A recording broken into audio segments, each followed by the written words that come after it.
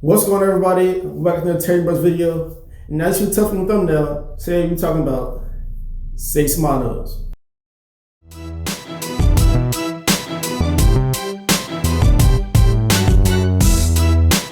For those who don't know what Seis Manos is a anime show that is on Netflix. There's only 8 episodes, and I'll kind of go into deeper whether 8 was enough or if they could have gone deeper and add some more to that. Basically, what Seis Manos is, if you know any type of basic Spanish, you know seis means 6 and manos means hands. So basically, we have 3 characters who all somehow end up orphaned into this area, into this dojo. And we kind of find out throughout the animated show how each character ended up into the orphanage, which is also a dojo. And like I said, this is the dojo, so it means that there'll be some type of martial arts going on in here.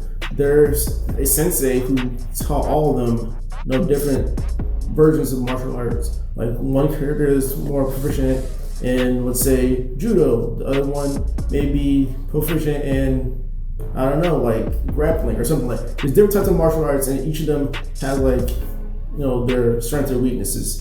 And you kind of see them all training and progressing and getting stronger. But the main thing is that each character, they know that they're training for something big.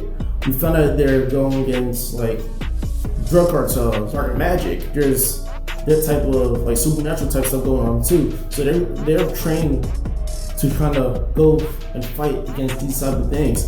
And I really enjoyed it. I had a fun ride, kind of following the storyline and kind of where they went with it. And another thing that I really enjoyed about the show, because I'm all down for representation, and obviously this show with the title being Seis Manos, these characters of Hispanic descent. And I love seeing that type of stuff. I like seeing people being recognized and represented in not just anime, just in TV shows in general. So I like seeing that too. So next thing behind storyline, like I said last time, almost as important as storyline is character development. I feel like each character had their little moments of rage.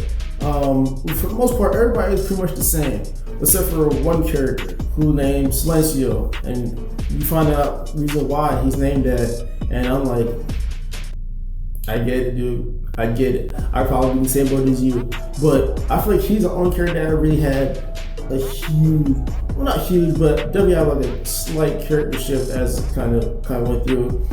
Because there's always one character that's super strong, the focus. There's one that's joking, and there's this character that's kind of the mediator. Silencio is not the mediator. Let me just put that out there, okay? So wise, I feel like he's the only one that really changed, but I feel like other characters didn't need to change because I feel like their role was important in helping the story along.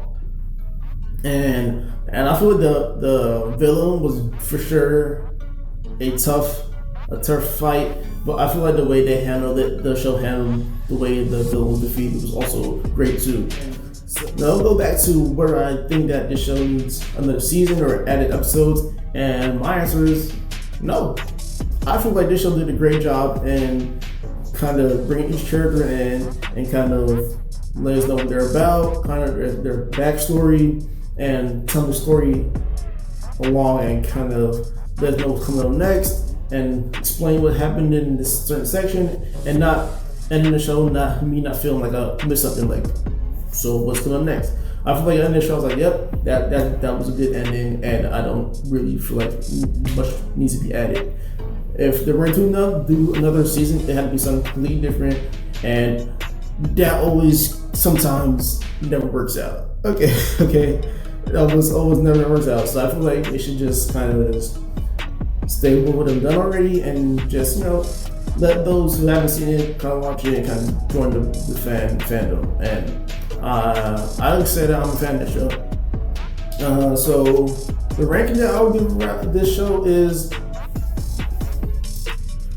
I just feel like for storyline alone, I would give this a 7. But overall, with like the storyline and kind of slight character development, and I'll give it a 7.5. I give it a solid 7.5. And yeah, this show is a little more grittier than I expected it to be, but I like gritty. It's not like over the top. But at first when I saw it, I was like, oh, I wasn't expecting that. But as the show kind of going on, I kind of also not expecting it. It's not that crazy anymore, but it's definitely a lot of blood. There's there's knives, there's guns, there's, like I said before, dark arts in there as well too. So it's definitely a fun ride.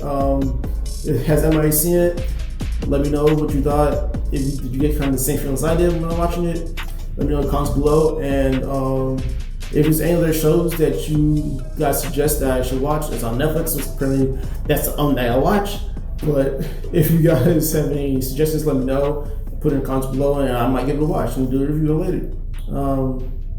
And that's about it for me. If you guys enjoyed, make sure you like, share, and subscribe, and all that good stuff. And I'll see you next one. Much love.